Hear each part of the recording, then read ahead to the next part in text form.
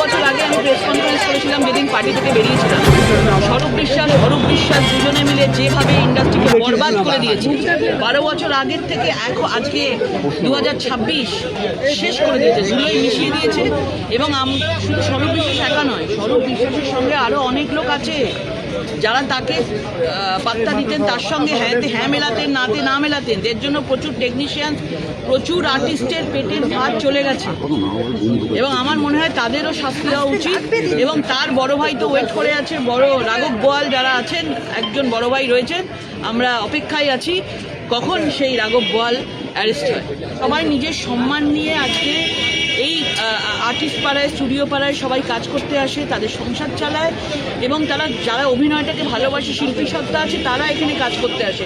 কিন্তু তারা কখনো কথা দেয়নি যে শিল্পী সত্তাকে বাঁচিয়ে রাখতে গেলে তাদেরকে কম্প্রোমাইজ করতে হবে। আজকের যুগে দাঁড়িয়ে এই জিনিসটা কখনোই অ্যাকসেপ্ট করা সম্ভব নয়। যে সকল মহিলারা যারা বলেছেন তারা সত্য বলেছেন। এরকম অনেক ঘটনা হয়েছে, ধামাচাপা দিয়ে রাখা হয়েছে। আমরা চাই একের পর এক সত্য আসুক, এর সঙ্গে আরও যারা এর মধ্যে জড়িয়ে আছে তাদেরকেও সামনে আনা হোক।